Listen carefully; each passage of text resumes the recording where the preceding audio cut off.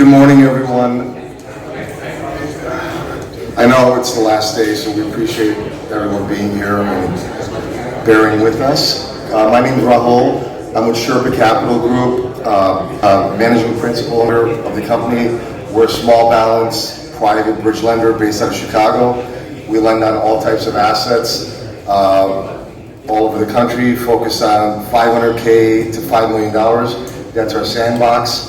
We can do larger deals focused on senior debt. We've done some equity and mezz and seconds. Our model's more opportunistic, so that's what we do. Today is about all the panelists. I got a nice group of guys up here. Let them introduce themselves. The goal here is to keep it interactive, engaging. So if you have questions during the panel, feel free to chime in and raise your hand, and we'll get you the mic. So go ahead, guys. Hey everyone, I'm Matt Fantuzzi. I work for Emerald Creek Capital. We're a short-term bridge lender. We focus from 24 to 36-month interest-only loans nationwide, with a focus in New York and Florida. We manage a little bit over $1 billion, and asset classes, multifamily, industrial, retail, even some office, self-storage, and development sites. Good morning, my name is Domenico Monago. I work for UC Funds. We're a direct private lender based out of Boston. We do deals around anywhere between 10 and 50 million. Sweet spot about 10 to 20 million in deal size. All major asset classes, really slow in office right now. There's a lot of people, but we'll do like medical office, things on that line. But all the other major asset classes for sure, with a focus on multi. Active now and very grateful for that, and looking forward to the discussion today. Charles Krowitz. I guess I'm the traditional lender of the group. I am with Alliant Credit Union, although there's nothing all that traditional about a credit union that lends on commercial real estate on a national basis. So about a $2.1 billion portfolio, primarily term loans, but increasingly loan-on-loan opportunities with a lot of the folks in this room. And I'm excited to have a vigorous discussion where I can disagree with everyone. So before we get going, I wanted to just kind of ask the panelists some questions about them personally so you get to know them. So, Charles, what were you drinking last night at happy hour? So I was taking it a little bit easy on myself, Johnny Black. Domenico, what about you? I was with a group of folks that were drinking tea. I really wanted to go for the Kieran beer, but I had to pass because of the company. I didn't want to be able to guy boozing at the time. Okay. Yeah. Matt? I had a Hendrix Martini. Fancy. I got some cool guys, I guess. What about last interesting vacation? I guess the last interesting one was a honeymoon in Bora Bora. When was that? It was like 2 years ago. Okay. Yeah. You're still in the honeymoon phase. Yeah. Yeah. What about you? Who, me? Yeah. Well, I got 4 kids, so every day's an interesting day. So I'd say, hell, I don't know. I go back to Myrtle Beach this past year. It was pretty tame. But it was a lot of sunburns and stuff like that. My oldest 21-year-old was being carried with my 17-year-old daughter as he got intoxicated too much. So that was all caught on film. So which was also interesting to see. So that was interesting. Different than Bora Bora. Sorry. Charles? I was kicking around with my wife of 30 years, celebrating our anniversary in Switzerland over the summer. 30 years. You look good. That's nice. Got married when I was 10. That's right. So I'm curious who we have here in the audience today, so I want to do a quick poll. How many intermediaries and brokers do we have, if you don't mind raising your hand? Okay. So about half. And then what about owners and developers? Okay, half. So gives me an idea of, I think, what we should talk about. So I think in this market, I think we all know where we're at, and a lot of the panelists have done a great job leading up to today, where the market is, and rates are higher, and whether lenders are really putting out capital. So So I guess let's start off with like, are you lending? That's the first question. And what types of things are you lending on? What are you interested in? Matt, I'll start with you. So yes, we are lending. We are definitely tightening our underwriting standards, but still giving the borrower the flexibility from certain debt covenants that other players in the market right now are more stringent on, with DSCR requirements, in-place debt yield, with banks having deposit requirements. So stuff like that gives the borrower the flexibility to, maybe it doesn't fit the box right now, but we're making the loan to help them get to the finish line of where they need to be for the permanent takeout. But we're focused on multi-industrial, retail, and self-storage is kind of the main focus right now. What do you try to stay away from that maybe you're seeing a lot of? Well, I think everybody here probably knows office is probably a hot button, but I would say that a new acquisition of most types of assets besides office is something like we want to do. Land right now, I think, with how slow the construction market is, it's leading us to try and stay away from development sites that are refinanced. But if it's a new acquisition at kind of a market reset basis, we can still consider land acquisitions. We're really targeting markets that are historically liquid for land, but generally that's also something that we're probably being a lot more stringent on. Obviously there's very few land sales at the moment, so we haven't done any, but that would be the type we would do. So you look at a lot of different buckets. Yeah. Okay. What about you tonight? Yeah, so we're definitely lending, all the again, the major asset classes, we're doing. Office is just very selective for us. I think, one deal that we looked at recently and were able to close, fortunately, was like a $22 million land deal. And we did like 61% LTV with the JV position on it in like Wilmington, North Carolina, along the Cape Fear River. And that kind of just, what I like about UC Funds and what we do is, if you will, is the creative side of like looking at a deal, looking at the sponsor, all those things really come into play. The sponsorship's really something we look at heavily in these deals, and either, if things go sideways, if they're able to come back and help out and try and figure it out with us and try and get the deal right side. And so it's that relationship side of the lending that is critical as far as execution and bringing deals to fruition. We are certainly lending, yet I think everyone knows the money supply is shrinking. Cost of capital has gone up considerably, paying exceptionally high rates on CDs and savings accounts as a means of bringing in deposits. And that leads us to trying to find opportunities that provide us with even higher yields, which typically is the loan structure to bridge lenders that I mentioned, albeit we are still a direct lender, lending on self-storage properties, student housing, multifamily, multi-tenant industrial assets, but being much more selective than we were historically. Still looking to put out roughly $800 million in capital next year, so a nice figure, and a step up from what I put out in 2023. So optimistic about where commercial real estate's going, and just being able to find opportunities when capital in general pulls back. It allows kind of an unknown credit union out of Chicago that plays in the national context to find opportunities and deals that we heretofore may not have been able to find. We source all of our loans through commercial mortgage brokers, and that allows us to see an enormous flow of transactions, and then to be highly selective as to where we move forward. How are you pricing your deals today, generally speaking? How do you size them up? How do you price them, Charles? Tell you the loan on loan is so far plus 375, 400-ish. When we do a direct term loan on a stabilized asset, we use a Moody's pricing model, commercial mortgage metrics, as kind of the driver of our pricing decisions.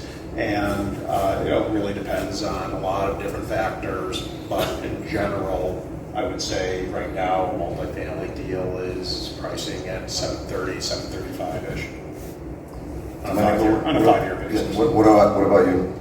Pricing wise varies. I'd say right now high single digits on like existing like assets, or existing multi that's cash flowing right around there. Usually getting around 70%, multi cost on something like that with an exit, usually around an 8.5, 9 debt yield on the exit exit debt yield, and then on ground up, we're more again it's very similar, around 65 to 70% LTC. Pricing is a little bit higher though. It's probably going to be low double digit, on the pricing on that end. Matt, what about you guys? And for lease up, new construction type refis, right now we're pricing SOFR 400 with a point, and then kind of the heavier value add type stuff, we're going to be closer to the 500 over to 550 with a point and no exit fee. So just to chime in on what we do is our pricing's, we've never done a variable rate loan. So our pricing's always been fixed. I mean, they're shorter term. We're doing smaller deals. We're structured more like a family office. So we've always had a one handle forever. So today we're in the 12 to 15% range in terms of the pricing. But I think we're all kind of in that world today. So that's how we structure our deals. So the one thing I think would be interesting for everyone is, one of the panelists yesterday talked about how he's just being overwhelmed with incoming deal flow. So I thought it would be interesting in terms of, what do you want to see in terms of a deal? When someone sends you a deal, intermediary, banker, broker, referral source, how do you size it up? Ideally, what would you like to see? I think from the start, less attachments are better. One OM and a summary to just kind of tease the deal and let me kind of figure out quick if I can give you a quick yes or no. I need more information. When I get the full file, like immediately, it's not always the easiest to dig through when the first attachment is the tax returns and there's no address. But yeah, I guess that would be the way that would make it easier for us, which I think a large part of the community does already. But definitely see some of the other stuff. What about you, Monica? Yeah, for our group and our origination team, I always tell my guys, listen, there's a lot of deals that go out with a beautiful OM and things on that line that go to a lot of folks, and those are really hard for us to compete on oftentimes. Those are things that go to the top of the pile. So I'll take a look at deals that aren't necessarily perfect as far as their presentation goes. They can send me to, like Matt's point, just a quick few bullet points on the deal, get a sense of it, and then just proceed to send like the Excel files that we need or whatnot. And I'm okay with that. The OM's great if they got it, but it's not totally necessary. To me, it's really working with intermediaries that will tell us what's right about the deal, but also will tell us, what's wrong about the deal, and will have mitigants to the issues, kind of at the ready. We'll dig through these deals with a fine-tooth comb. We'll find out what's wrong with them. It makes our life a lot easier if everyone's just forthcoming and says, look, here are the three biggest risks of this transaction. There's no perfect deal out there. And then provide us with an unlocked Excel spreadsheet so that we don't have to recreate the wheel, and it's easy for us to cut and paste and throw it into our model, or even ask us for a copy of our model and work from there. But being forthright and explanatory, I think, is very, very important. We're seeing a lot of bridge-to-bridge loan requests, so refinance of other loans from other bridge lenders. And the one question that we ask up front is, who's the other bridge lender? What's the rate and term? And 5 or 6 out of 10, the intermediary does not know the answer to that question. So I think that's very, very important. We want to know the history of the loan if someone's asking for a refinance request. And so that's something to keep in mind. That's valuable information. So if I know it's Matt, I'm going to say, okay, Matt did this loan. I don't know if I want to refinance Matt's loan. So I mean, this is important data. And I think a lot of times... or why did Matt want to stay in it? Exactly. Yeah. That's really what I'm trying to get at. And so that's a good segue. I mean, we're seeing a ton of that. What's your thought on a deal on the refinance side of other deals from other bridge lenders? In this market, how we're looking at it is if they haven't accomplished what they set out to do, we're not going to trade places. Right. I think in past markets where there was a good story, we were a little bit more comfortable with it. But given that I think everybody's business plans from 2021 are probably not where they expected, and to now kind of see that they didn't execute on what they were originally going for, I'd say Emerald Creek doesn't want to sign up to take on somebody else's problem unless they're bringing significant new equity to the deal to kind of show they're reinvesting and believe in the story.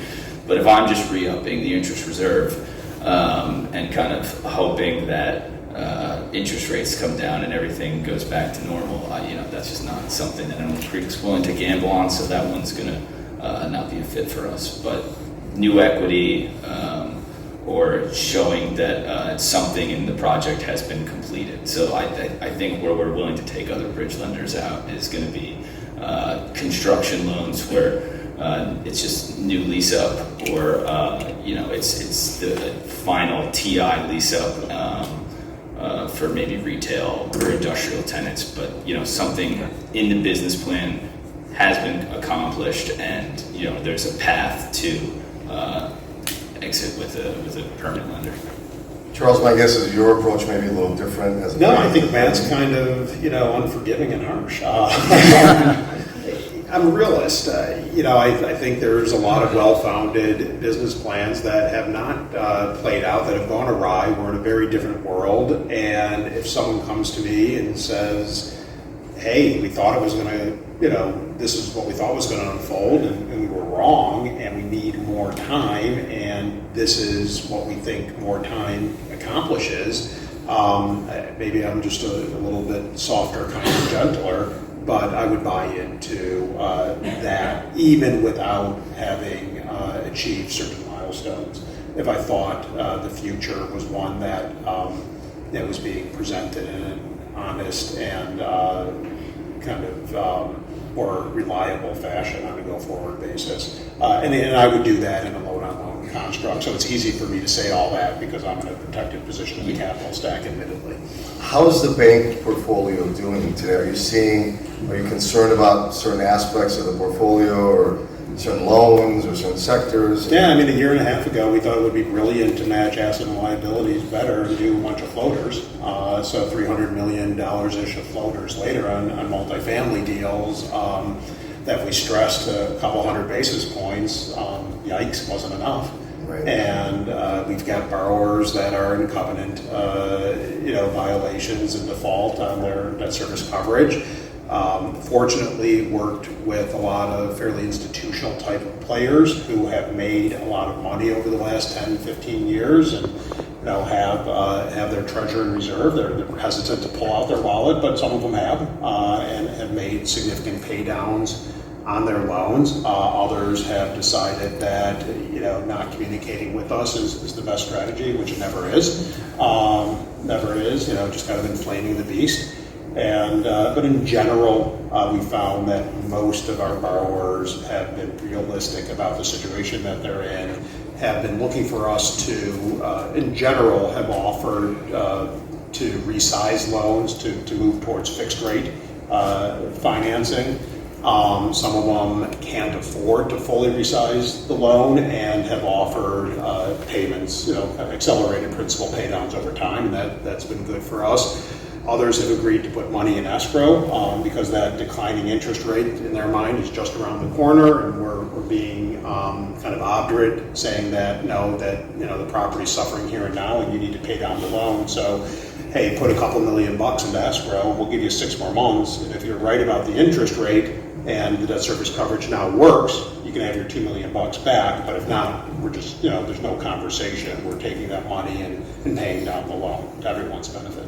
So we're trying to compromise and find different scenarios that work based on the circumstances. I think we have a question from Nitin, who's also a I have a banker. question. When you Yeah, well, so it's usually an interest only loan, so there's no amortization Okay. that would involved here. It's the floaters. Because in the banking world, if you do re-amortize, they call it TDR. Trouble that restructure. Yeah. It's like, what's the point in taking the money, payment is remaining payment is still in default? Right, so these would be floaters, that have no, that are interest only in nature. Any other questions? Feel free to jump in. On the panel, who applies leverage to their investments? Back leverage with a warehouse line or a note on that? Who does? Is that what you're saying? That's a great question. So I'll answer that question for us. We're a smaller lender. We don't use leverage. We've looked at it. We've done a little bit of it, but we're not generally using leverage or loan on loan stuff. But Yeah, I mean, we use modest leverage, I think no more than 40% of the portfolio. But yeah, for select deals, to hit returns for investors, we are putting leverage on the fund. Yeah, right now, we're not using leverage. Current time. so that's a great question, because if you're a borrower or an intermediary and you're going to someone for a loan request and they need the leverage to do the loan, that's a problem. Because what if that person behind the scenes says no, or there's an issue? So that's a question to ask your capital source. Can you take this deal down, or do you have to go somewhere else to get it approved? So I think a lot of lenders do use leverage. Sometimes they fund it themselves and then they get leverage later, which is fine. But if they're doing it simultaneously, or they need that approval up front, that can create a roadblock. We're the latter. We're the ones that use it as kind of just a supplement, where we close with the fund and then we put the leverage on later. Because we're not quoting below where our minimum returns are for the investors, but the investors always want more. So.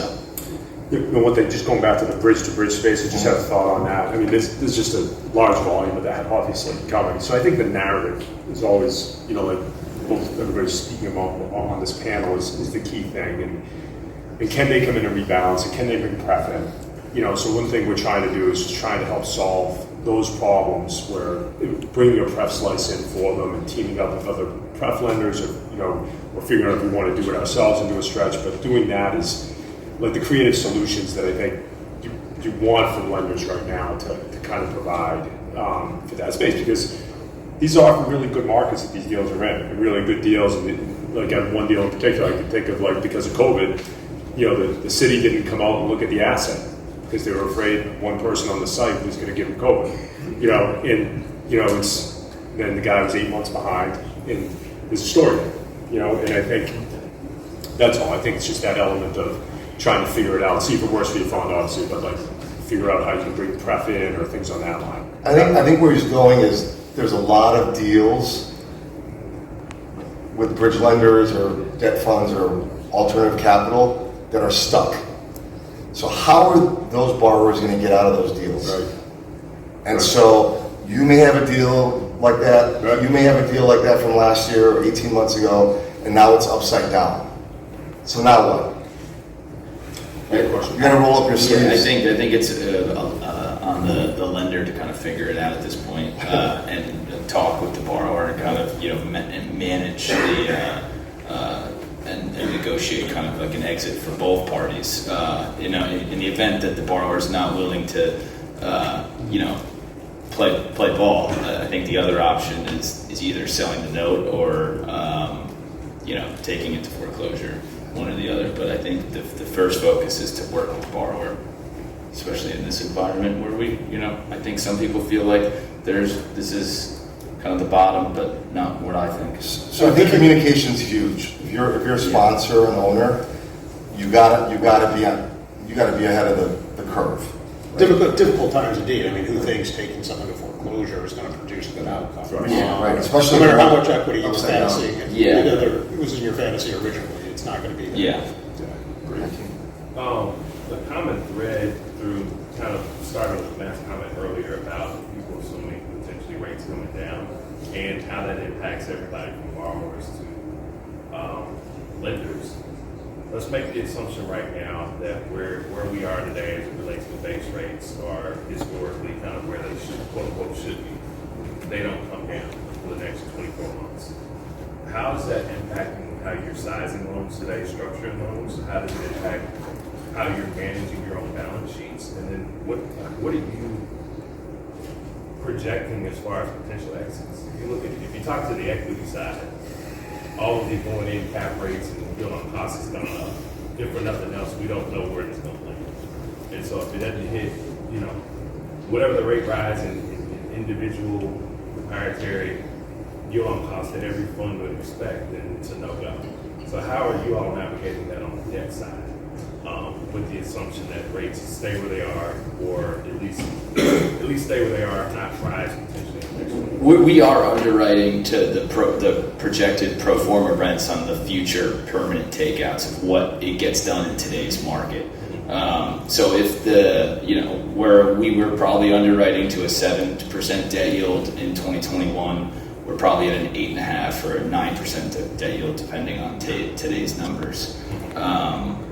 So we definitely, tightened up, but I think in the short term, in the markets that we're focused on, rents have actually done pretty well. So some of these business plans have actually kind of fought off some of the interest rates to a degree. So I guess to get back to your question was, we're making the adjustment to today's rates. If they keep going up, it's hard to say where we're, but that's the best we can do in this environment. Yeah, you can just take it one step further. I mean, it's a very, very complicated world out there, and even if interest rates are taken off the table, you've got payroll, insurance, taxes. Supply over the next couple of years. How do you underwrite a deal these days? Right. It's difficult. It takes some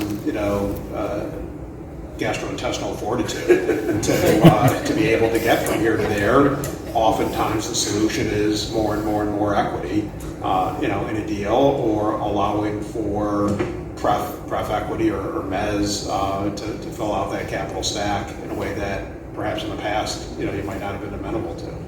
We just had a deal that went for refi, nice multi-deal, Central Texas. Should have been no-brainer, right? It comes up $2 million short, right? So we're trying to help find them pref just to kind of get them over the hump, and I think that's a narrative that's playing out a lot. It's going to probably play out a lot in our portfolio. We got $1 billion under management. We closed a bunch of deals in 2020 and 21, and it's just we're able to be creative and help them, give them a capital solution, not only at the closing, but like in this case where you really got to roll up your sleeves, to your point, get dirty and get after it and earn your money, and that's it, and I think tonight that is kind of where the market's moving towards right now as far as new deals. Right. I mean, I think from my perspective, I think some sponsors are going to lose some money, and assets are going to trade, and new investors and new buyers and sponsors are going to take advantage of that. So cash is king. If you have cash and you're well capitalized and you have money, you take advantage of it. That's a cyclical thing. It happens in every industry, especially in real estate. And I think we've been in such a bull market for so long that it's a cleansing sort of environment, and it's going to happen. So you say 2 years. What if it's 5 years? Agreed. Or 10 years? I wasn't. That's scary. Dismal. But nobody talks about how rates were on a downward slope for 30 years, and there was also a period where rates were going up for 30 years or 40 years or whatever. So that's data. The data's out there, but a lot of people or a lot of folks don't want to address it. Or they just think, rates are going to go down. Why? They always go down. That's not a. I've got when something bad happens. I've got answers. Yeah, something could break, and that very well may happen, which we don't know. Maybe that's a good question. What do you think could break, Charles? I think as a banker, Charles, what do you think could break where rates? I think we have a massive deficit, and rates have to come down so that we can afford it as a country. Rates will come down so that we can afford it as a country. You got an election coming up too. Yeah. You know what I mean? So, these are reasons why rates go down. we're in a world of unprecedented right now on so many levels. I mean, that's kind of, those go back to the assumptions, right? That we assume and we hope, but the what ifs, I guess is. Right, so we could turn into Argentina for sure. Well, there's a thing called a black swan event. What is it? Yeah. Nobody knows. We don't know, and it happens, right? So that, you know, we just don't know. What about, like, you know? Let's maybe talk about maybe a war story or deal that maybe it's going sideways or going south. If you care to share some details, let's start with you, Domenico. Sure. Yeah, I think the deal. How do you get out of it? Right. So this deal we actually ended up owning, right? And it's a deal in Crittenden. It's a great deal, great sponsor, too, good guy.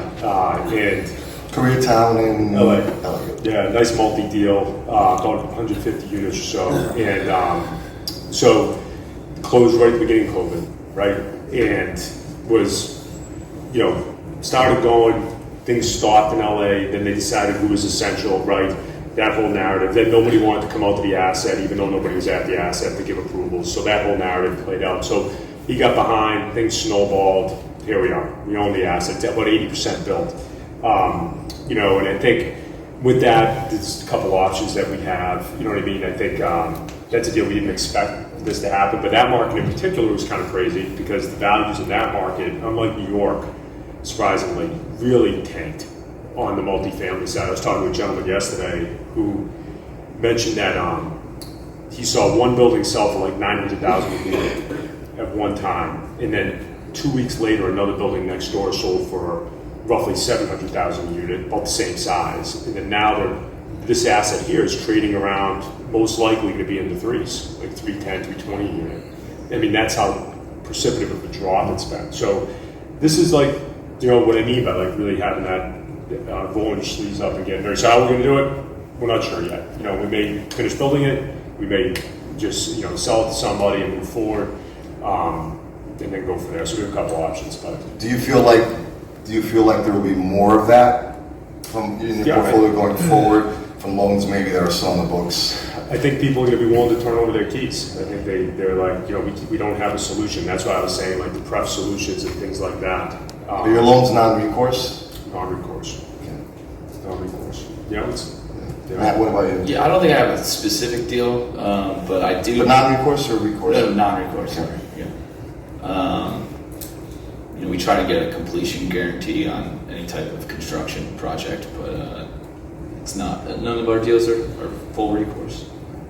From our standpoint, our loans are all recourse. So when someone calls us and that's the first question they ask, and you're calling the wrong route. This is not a question that we like, especially on the small balance lending world. We want some conviction, even though we know a PG is just a piece of paper if things really blow up, but we still want it from our standpoint. What about in your portfolio? Are you seeing? I mean, the portfolio is still standing up pretty well. We've got a lot of people that kind of believe that that they can just weather the storm, that you know, rates will come down and they'll be all right. I do think that there's probably, you know, a lot of interest reserves have been stressed. You know, how much longer till we start seeing more? I mean, we've got about 60 loans on the books right now, and I think we're having trouble with only 4 or 5, but I imagine that'll grow. Charles, from your standpoint, from a banking standpoint, like when does a bank get concerned? Is it 60 days late, 90 days late? Like when do you? I mean, pretty much the day you make the loan. You know, that's where the sleepless nights, you know, start. I made the loan. Why me? Why not someone else? Those are usually the best ones. How do I get through this? You don't get much sleep. No, not at all.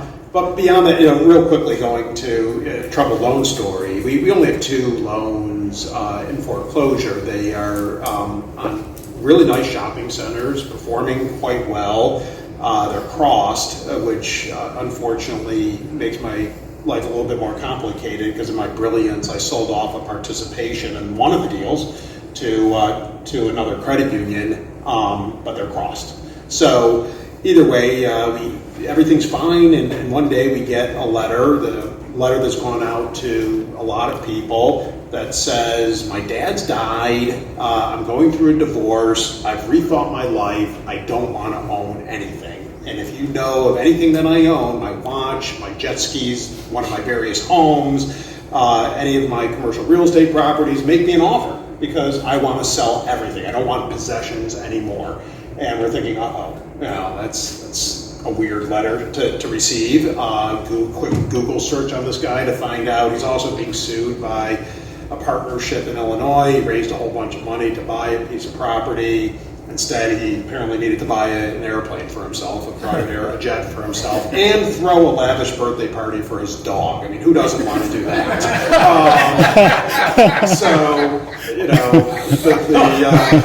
The warning lights go off. The guy pays us for 2 more months and then literally disappears on us. He's not defending the foreclosure at all. So how do I get out of these? Well, Asset Resolution Trust or anyone else in this room who thinks they know a good buyer for nice properties in Noblesville, in Indiana, and Olathe, Kansas, please let me know. We'll be the proud owners of these assets fairly soon. I think they're shadow anchored by grocery stores, in total about $32.5 million worth of debt. But at one point in time, decent deals until we had a guy go off the deep end. Yeah. That's interesting. So Matt, for Emerald Creek, like if a borrower is 60 days late, hasn't made a couple payments, let's say They're getting notices from us. you guys don't mess around, you don't wait. Yeah, well, we're not sending like a notice of default, but we're waiting. We're trying to get in contact with them. We're going to reach out. If they're not responding to us, we're going to reach out to the broker that sent it to us and ask to help us get in contact with them. There's one that's going on like that right now, in my opinion, it's a great asset that this guy is just taking the cash from the property and paying himself instead of the interest. I think he feels like he sees the writing on the wall, and we're having no buyers call us about us and saying, "Oh, you should take a discount." So I think we've got an idea that he's talking to the no buyers and trying to get a discount on our loan. So we're going to wait it out. But also considering selling it to a no buyer that he doesn't have a relationship with, and hopefully we get par for it. Do you guys service your own loans in-house? Yeah. Okay. What about you, Dominic? Yeah, we service them all in-house, and as far as like 60 days past due and stuff, we've had that pop up a few times. Again, it goes back to sponsorship. We really try and vet the sponsor as best as possible and work with them, because you don't want to go down the foreclosure process if you don't have to, but sometimes people only understand the stick, so we have to use it. The reason I bring up the servicing aspect is I know Nitin yesterday on his panel talked about CMBS and how if you have an issue with a CMBS loan, who do you call? Yeah. Like, there's no human, or it's really crazy. And I was at a panel years ago, and the CEO of County Capital was talking about that as well. Like, he's trying to get a hold of someone, and it's a disaster. But on the flip side, they're also getting cheap debt, non-recourse, and cash outs as well. So, I mean, that's the other side of things. That's a different conversation. But when there's a problem, that sort of loan is very difficult to work out. But I think all of us, if you have a loan that's going sideways or going south, I think we're all available. You can call Matt on Saturday night. He's going to pick up the phone. I mean, Unless I'm on this panel. My phone's been ringing. So I think servicing is important, and I just thought that was.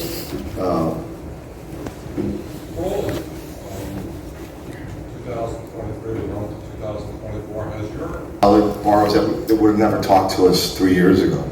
I think that's right. It's got a lot to do with the liquidity requirements from kind of the banking, bridge lending institutions, that it's those deals, they don't have the liquidity or the DSCR covenants, so that from the stress test or whatever, it's not going to work in the time period that they're in. So those deals are falling to us with, institutional funds that generally would say, I'm not taking that pricing. But I think the flexibility that Emerald Creek offers without having those covenants is why we're still closing deals right now. Yeah, for us, one of the things we always love to do is take the person who's just starting out in the business, like getting into multifamily and investing. They may not have a big balance sheet or 2,000 units or whatever, right? And then help them grow, right, and get them going. And so we still have that, if you will, as a model. You know, that's something we want to do. That being said, you know, they may have to bring somebody else in to backstop it a little bit, you know, as far as cash, you know, available in case things do go wrong. So we want a little more liquidity, no particular covenant, but a little more liquidity hanging around in the event that things go sideways or somebody, at least we can, when that phone call comes, that we can say, hey, okay, you know, like, you know, if it's not a letter of credit and we weren't able to do that before closing, something that there's somebody that has some capital available. We used to be relatively, you know, when the world was very frothy, used to be relatively, I guess, casual with respect to who we were lending to. It was all about the asset and the cash flow potential of the asset and the market it was in, et cetera, and mostly on a non-recourse basis. Now, a lot more attention to what other asset types do they own, what kind of loan maturities do they have, and what kind of cash flow is being generated in their broader portfolio. Even though it is a non-recourse loan, and we are very, very much looking at that particular asset for our level of comfort, but digging deeper and understanding borrowers in a way that we didn't have the luxury of doing in a frothy marketplace. Charles, I'm not an expert on credit unions. I think maybe it's interesting. How does a credit union model differ from a regular regional bank model? I joined Alliant 7 years ago, and Alliant is the successor company to United Airlines Employee Credit Union, and I think we're the sixth largest credit union in the country with $20 billion in assets. And credit unions exist for the benefit of their members, not for the benefit of shareholders. And members are borrowers on home equity loans, residential loans, car loans, very traditional types of lending, and our depositors. Those are our members. So we take really the profitability that we generate by having this kind of investment bank that is involved in commercial real estate lending, and we roll those profits back to the benefit of our members by paying higher CD rates, savings rates, lower rates. So do you feel like your model today, because I think all banks are fighting for deposits, because your members are your deposits as well? Yeah, well, right. So we're out in the broader marketplace. I mean, we're out, saying, why would you bank at Chase? Why would you bank at Bank of America? Our member benefits equate to, I think, about $875 per member per year over those other types of institutions through lower rates. And so, are United Airlines employees still? Are they members? They are the bulk. So do they have to? I shouldn't say the bulk of our membership. They're do they have to? They're a large portion. Do they have to have their payroll deposited into the credit union? They do not. They do not. We have looked at things along those lines with regard as we try to go out and get new members. But at the same time, everyone has a phone and looks for a solution, and we have to be responsive to the broader marketplace and try to attract new members, et cetera. I have a couple of questions. One, since you brought up credit unions, some of the competitors' rebuttals, I guess, that I've heard have to do with kind of reserve requirements. Do you find that as an advantage in this current marketplace with credit unions? They have a little bit different reserve requirements than a traditional regional bank or banks in general? They definitely do. Credit unions have different requirements than the banking world for sure. We're not able, but at the same time, we're also not able to issue equity, and there's no stock market that we're a non-for-profit. So there's pros and cons, I think, of being a credit union.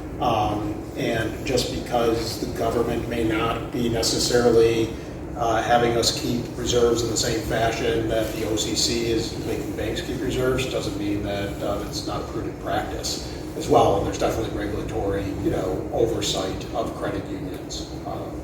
So I would say the reserve issue probably inconsequential at the end of the day, despite what someone might want to tell you. Right.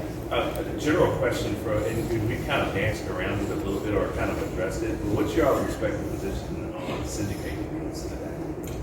And syndicators as borrowers? Yeah, syndicated deals, syndicators, if you look at some of the noise of the kind of canary in the coal mine, it's been syndicators that have kind of been hit, or at least the loudest in the market from the current. I'll start with that question. So in our world, one of the first questions we ask is, where's the cash coming from? Where's the equity coming from?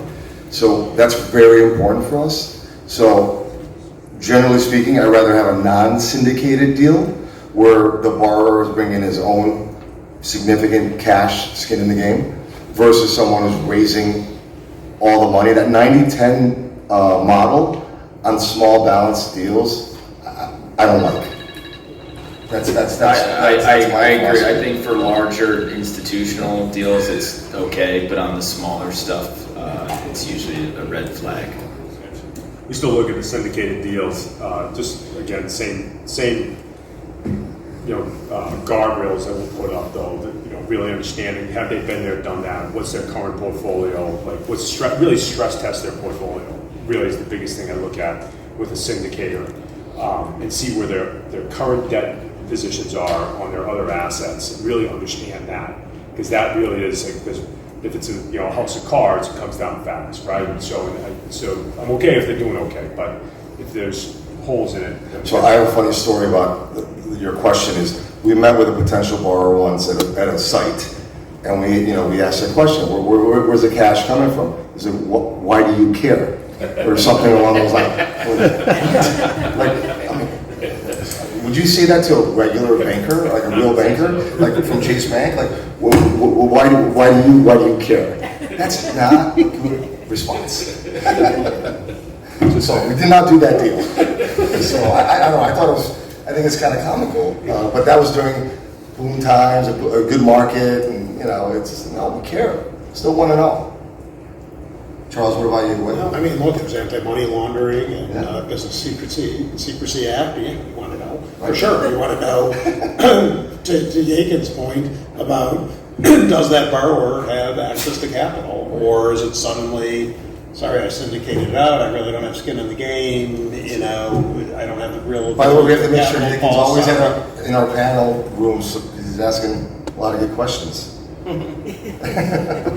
Gold star. Thank you. Right.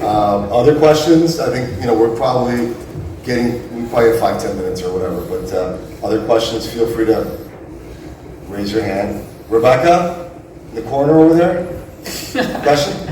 So they do have a public service announcement. They are hosting a happy hour At American Social. Matt told me to say this in Brickell tonight. So if you're in Brickell, feel free to drop by. They're buying drinks. So I think I know the answer to this question, but going forward the next 12 months, are you looking to do more deals, or what's? I think your thoughts? We're trying to kind of just get through the I year. think as we begin to get paid off more, we're going to probably get more aggressive. But in the moment, a lot of our land and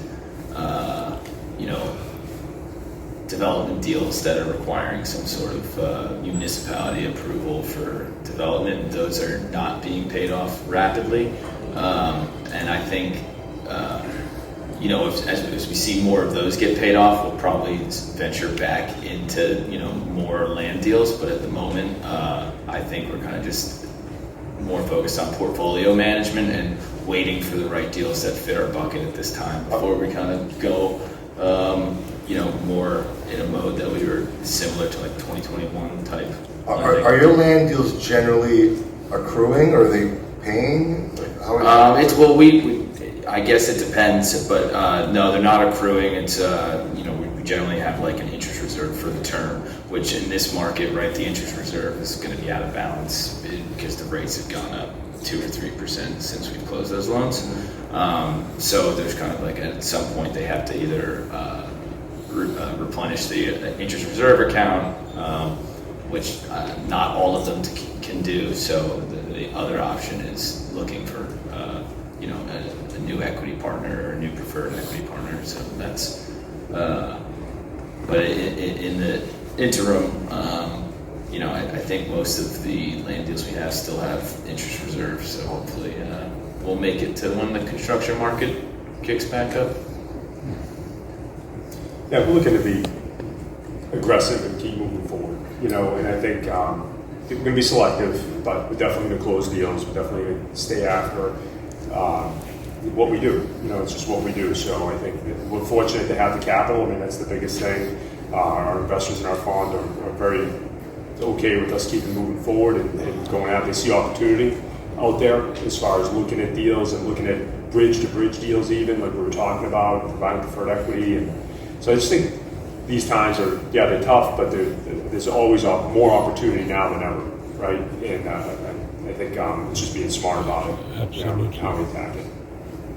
I've been in commercial real estate finance for 35 years, and the best opportunities have arisen when there's paranoia in the marketplace. It's like that Buffalo Springfield song, for what it's worth, paranoia strikes deep and your life will creep. When it gets into the marketplace, I'm able to go after better borrowers, better structured transactions, better returns, and I am going to be lending significantly more next year than I did this past year. And I'm really looking forward to being able to kind of up a game that has been increasingly up over the last 7 years since I've been at Alliant. When I came on board, we were doing what credit unions do, lending $1 to $5 million to real estate hobbyists. We stopped doing that and started lending to real estate investors, people who own and operate real estate for a living, have been through cycles, have made mistakes, and have learned from those mistakes. And we fortunately have a very solid portfolio. But look, all bets could be off if I'm not as clever as I think I am, and we have some big surprises in our portfolio. Then everything kind of that I've said won't play out. But I'm fortunate that I have a team of super experienced colleagues, and we've been able to generally steer clear of problems and adroitly deal with and smartly deal with the problems that we have. We've worked with bridge lenders and construction lenders who have come to us and said, need an extension, this is what's happened. And you're like, yeah, you do need an extension, okay. There's not we need to extend more money. Yeah, we kind of all need to extend more money here, we're all in this together. And rather than saying, oh, no, that's not how the deal was supposed to play out, that's not how the documents were structured, being rational and reasonable and knowing that that tomorrow is probably a better day than today. Yeah, from our standpoint, Sherpa was started in 2010 after the last credit crisis, so we've been doing this for a while. The last 4 or 5 years we've been doing deals, but we stayed on the sidelines a lot at times because we didn't feel like the risk-adjusted returns were there. There's a lot of capital in the market, chasing a lot of deals. But I think going forward, we're excited. We're seeing great deal flow. A lot of stuff doesn't make sense. A lot of stuff doesn't pencil. But we can cherry pick and take down transactions. So we're excited for the future. So we're wrapping up, Charles. I'm going to give you the stage because you had a big, bold idea or something you wanted to tell us all about. I'm not sure what you're referencing. Nice. I'm putting you on the spot. Okay. Big, bold ideas. I mean, I think the big, bold idea is that, as I just said, that tomorrow is probably a better day than today, and that we should not let our fears and trepidations get the better of us, and that everyone should do their utmost to find opportunities, to find creative structures, and to take a very broad view of the marketplace. One of the things I've learned in the last year as my role at Alliant has expanded is really understanding the consumer. The consumer, 70% of our economy, ultimately drives rental rates, occupancies, the commercial real estate marketplace. And oftentimes, I think as commercial professionals, we don't drill down to the nitty-gritty impacting the consumer, and the notion of this singular the consumer is wrong. There's a lot of different types of consumers out there, and understanding real estate in the context of understanding what's impacting the spending power. 70% of our GDP is critical to truly understanding real estate. I guess that's my big idea. Questions, we'll open up for questions, and I think we'll wrap it up. Right? Sounds good. Questions? Dagan, surely you got some more for us. Well, I wanted to thank all the panelists. Great job today. Thank you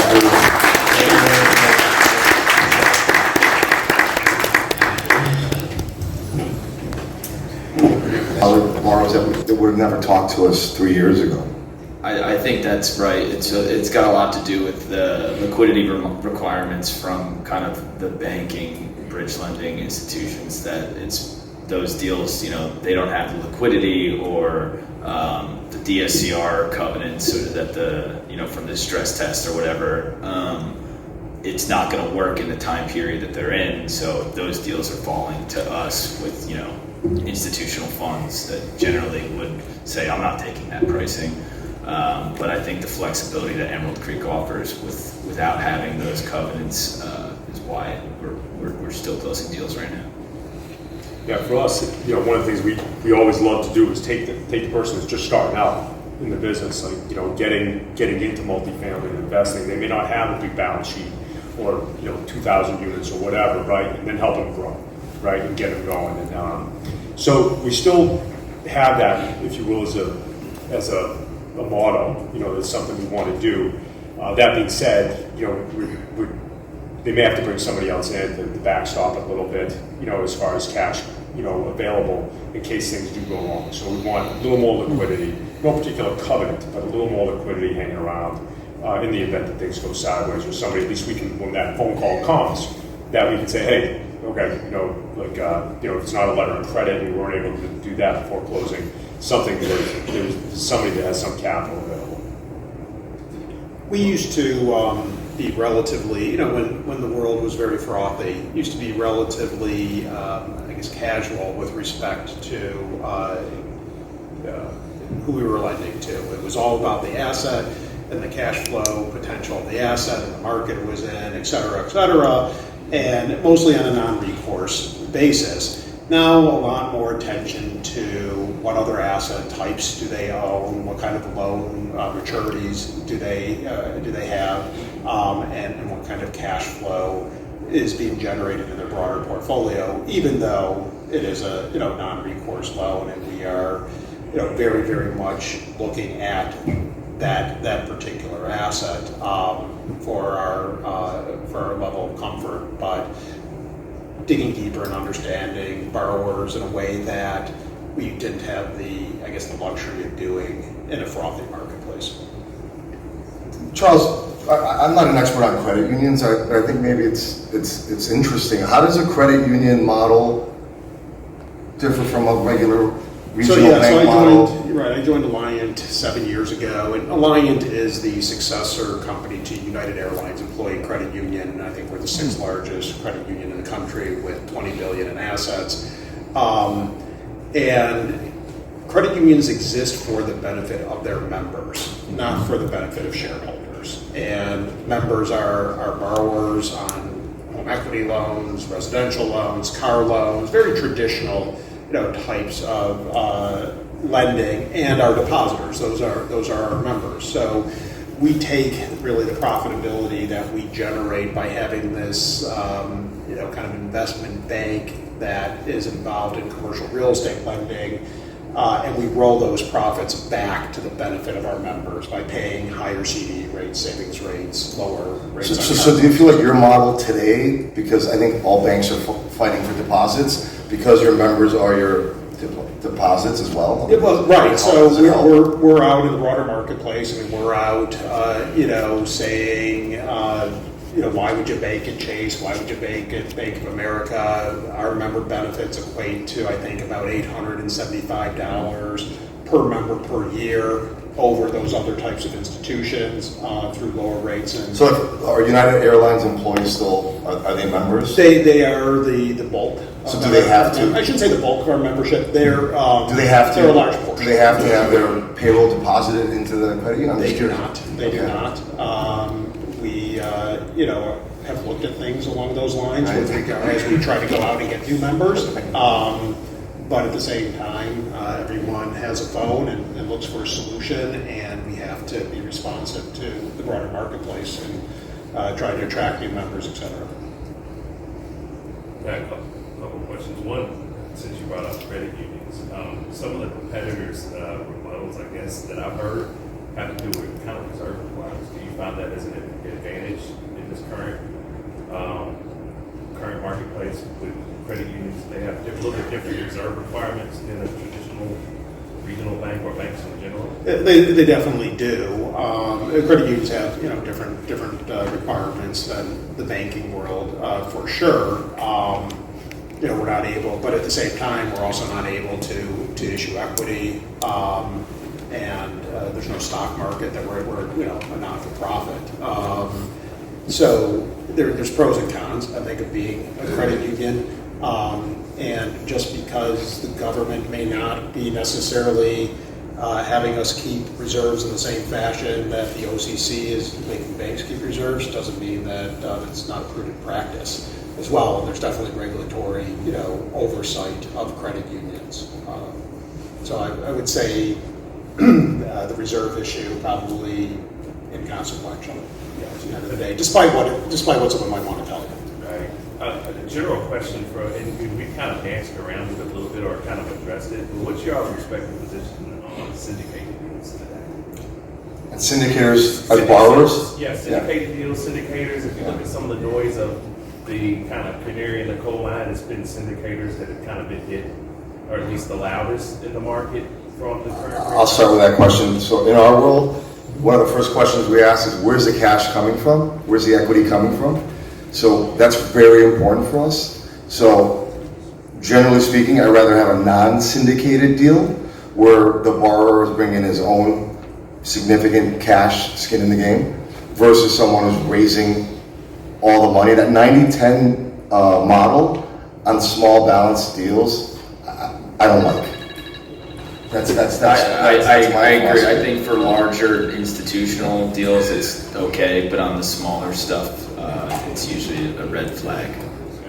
We still look at the syndicated deals, just again, same guardrails that we'll put up though, that, really understanding, have they been there, done that, what's their current portfolio, like what's really stress test their portfolio, really is the biggest thing I look at with a syndicator, and see where their current debt positions are on their other assets, and really understand that, because that really is, like, if it's a house of cards, it comes down fast, right? So I'm okay if they're doing okay, but if there's holes in it. Then So I have a funny story about your question. Is we met with a potential borrower once at a site, and we asked the question, where's the cash coming from? He said, why do you care? Or something along those lines. Would you say that to a regular banker, like a real banker, like from Chase Bank? Like, why do you care? That's not a good response. So we did not do that deal. So I don't know. I think it's kind of comical, but that was during boom times, a good market, and we care. Still want to know. Charles, what about you? Well, I mean, look, there's anti-money laundering and Business Secrecy Act. You want to know for sure. You want to know to Yakin's point about does that borrower have access to capital, or is it suddenly, sorry, I syndicated it out. I really don't have skin in the game. I don't have the real. By the way, we have to make sure Nick's always in in our panel rooms. So he's asking a lot of good questions. Gold star. Thank you. Right. Other questions? I think we're probably we probably have 5-10 minutes or whatever. But other questions? Feel free to raise your hand. Rebecca, in the corner over there. Question? So they do have a public service announcement. They are hosting a happy hour At American Social. American Social. Matt told me to say this in Brickell tonight. So if you're in Brickell, Feel free to drop by. They're buying drinks. So I think I know the answer to this question, but going forward for the next 12 months, are you looking to do more deals, or what's? I think what are your thoughts? We're trying to kind of just get through I think as we begin to get paid off more, we're going to probably get more aggressive. But in the moment, a lot of our land and development deals that are requiring some sort of municipality approval for development, those are not being paid off rapidly.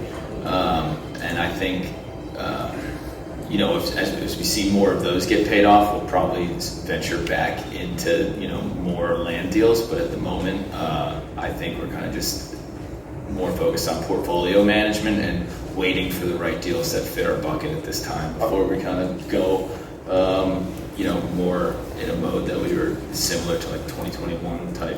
Are your land deals generally accruing, or are they paying? I guess it depends, but no, they're not accruing. It's we generally have like an interest reserve for the term, which in this market, right, the interest reserve is going to be out of balance because the rates have gone up 2 or 3% since we've closed those loans. So there's kind of like at some point they have to either replenish the interest reserve account, which not all of them can do. So the other option is looking for a new equity partner or a new preferred equity partner. So that's but in the interim, I think most of the land deals we have still have interest reserves. So hopefully we'll make it to when the construction market kicks back up. Yeah, we're looking to be aggressive and keep moving forward, and I think we're going to be selective, but we're definitely going to close deals. We're definitely going to stay after what we do. It's just what we do. So I think we're fortunate to have the capital. I mean, that's the biggest thing. Our investors in our fund are very okay with us keeping moving forward and going out. They see opportunity out there as far as looking at deals and looking at bridge-to-bridge deals even, like we were talking about, providing preferred equity. And so I just think these times are, they're tough, but there's always more opportunity now than ever, right? And I think it's just being smart about it. Absolutely. How we attack it. Yeah, I've been in commercial real estate finance for 35 years, and the best opportunities have arisen when there's paranoia in the marketplace. It's like that Buffalo Springfield song, for what it's worth, paranoia strikes deep and your life will creep. When it gets into the marketplace, I'm able to go after better borrowers, better structured transactions, better returns, and I am going to be lending significantly more next year than I did this past year. And I'm really looking forward to being able to kind of up a game that has been increasingly up over the last 7 years since I've been at Alliant. When I came on board, we were doing what credit unions do, lending $1 to $5 million to real estate hobbyists. We stopped doing that and started lending to real estate investors, people who own and operate real estate for a living, have been through cycles, have made mistakes, have learned from those mistakes, and we fortunately have a very solid portfolio. But look, all bets could be off if I'm not as clever as I think I am, and we have some big surprises in our portfolio. Then everything kind of that I've said won't play out. But I'm fortunate that I have a team of super experienced colleagues, and we've been able to generally steer clear of problems and adroitly deal with and smartly deal with the problems that we have. We've worked with bridge lenders and construction lenders who have come to us and said, need an extension, this is what's happened. And you're right, yeah, you do need an extension, okay. There's not we need to extend more money. Yeah, we kind of all need to extend more money here, we're all in this together. And rather than saying, oh, no, that's not how the deal was supposed to play out, that's not how the documents were structured, being rational and reasonable and knowing that that tomorrow is probably a better day than today. Yeah, from our standpoint, Sherpa was started in 2010 after the last credit crisis. So, we've been doing this for a while. The last 4 or 5 years, we've been doing deals, but we stayed on the sidelines a lot at times because we didn't feel like the risk-adjusted returns were there. There's a lot of capital in the market, chasing a lot of deals. But I think going forward, we're excited. We're seeing great deal flow. a lot of stuff doesn't make sense, a lot of stuff doesn't pencil, but we can cherry pick and take down transactions. So we're excited for the future. So we're wrapping up, Charles. I'm going to give you the stage because you had a big, bold idea or something you wanted to tell us all about. I'm not sure what you're referencing. Nice. I'm putting you on the spot. Okay. Big bold ideas. Yeah. I mean, I think the big bold idea is that, as I just said, that tomorrow is probably a better day than today, and that we should not let our fears and trepidations get the better of us, and that everyone should do their utmost to find opportunities, to find creative structures, and to take a very broad view of the marketplace. One of the things I've learned in the last year as my role at Alliant has expanded is really understanding the consumer. The consumer, 70% of our economy, ultimately drives rental rates, occupancies, the commercial real estate marketplace. And oftentimes, I think as commercial professionals, we don't drill down to the nitty-gritty impacting the consumer, and the notion of this singular the consumer is wrong. There's a lot of different types of consumers out there, and understanding real estate in the context of understanding what's impacting the spending power, 70% of our GDP is critical to truly understanding real estate. I guess that's my big idea. Questions, we'll open up for questions, and I think we'll wrap it up. Right? Sounds good. Questions? Yakin, surely you got some more for us. Well, I wanted to thank all the panelists. Great job today. Thank you for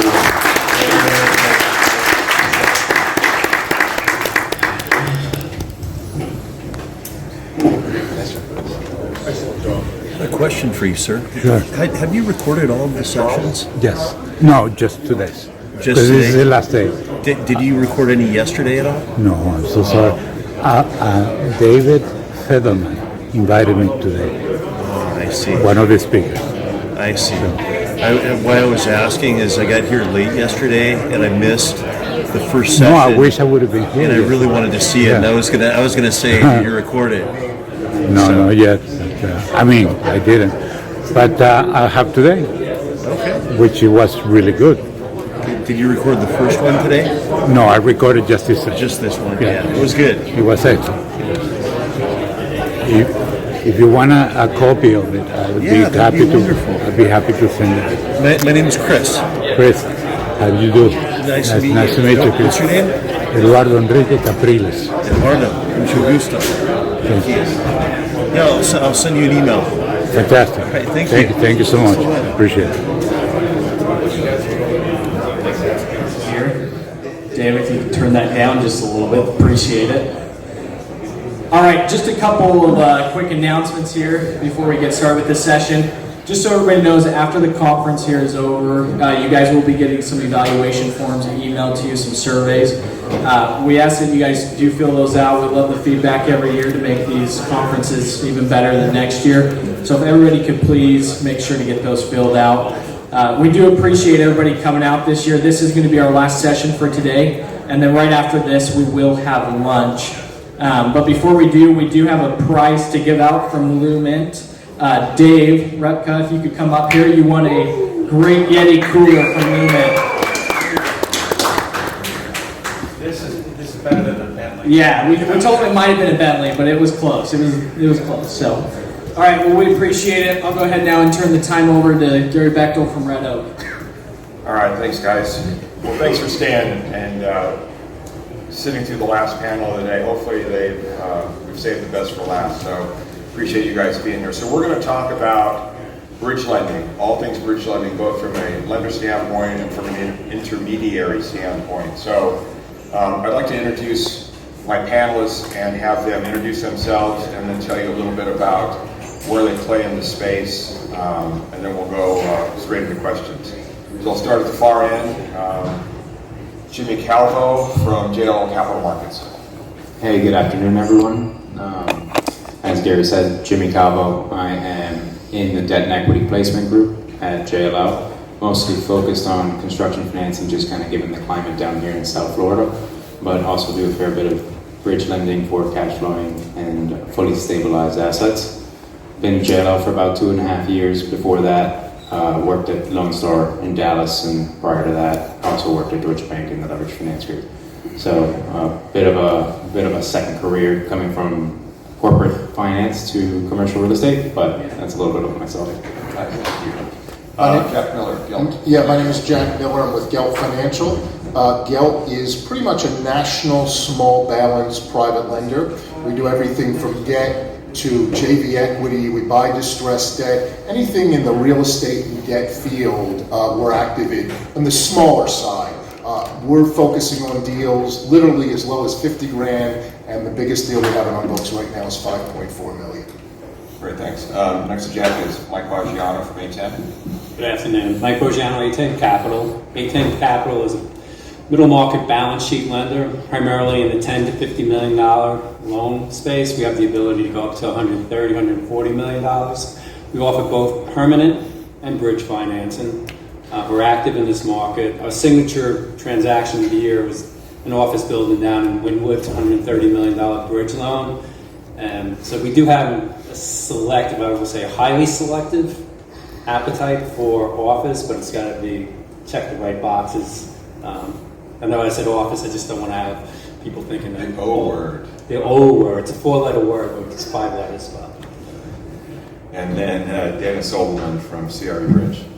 Daniel Sobelman, CRE Bridge Capital's balance sheet lender. We have a discretionary fund as well as a programmatic relationship with 3 family offices. We're generally lending anywhere from $1 to $20 million. CRE Bridge has only been around for about 3 years.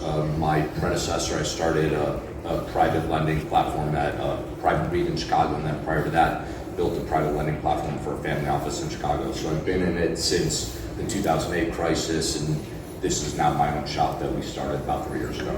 Nice, congrats. And again, I'm Gary Beckel. I'm CEO of Red Oak Capital Holdings and Oak Real Estate Partners, which is an affiliated entity. We are a multi-fund manager. We raise and deploy capital. We raise money institutionally and through the broker-dealer channel and deploy that capital in bridge loans of 1 to 2 to maybe 3 years fully extended in the $2 to $20 million space, with a sweet spot really being kind of 3 to 8, 3 to 10 core asset classes in primary, secondary, and some select tertiary markets. All right, so let's jump right in. I thought what I would do is try to give you guys an individual question first, for what that's worth. Although I think people have a pretty good understanding of kind of who you are and the space that you play within. But I thought I'd start that off, and then I'll jump more into the general questions and kind of begin the dialogue from there. So, Mike, you touched on this in your intro, right? A10 is a fairly substantial company, multifaceted. It's involved in a number of different loan programs, either bridge or permanent. Specific to the bridge, what are you guys doing today differently than maybe you did, a year ago, and where do you see the change? What have you seen as far as changes in the current interest rate and capital environment broadly? Right. I think we're still pretty consistent with our approach in our bridge program. Again, $10 to $50 million core products. We won't provide financing for ground-up construction, land, or hospitality. So we've been pretty consistent there. What's changed, you're right, Gary, it's the interest rate environment. There is a tremendous amount of activity in the marketplace, either be it from bridge to bridge or on acquisition loans. But you got to take a harder look.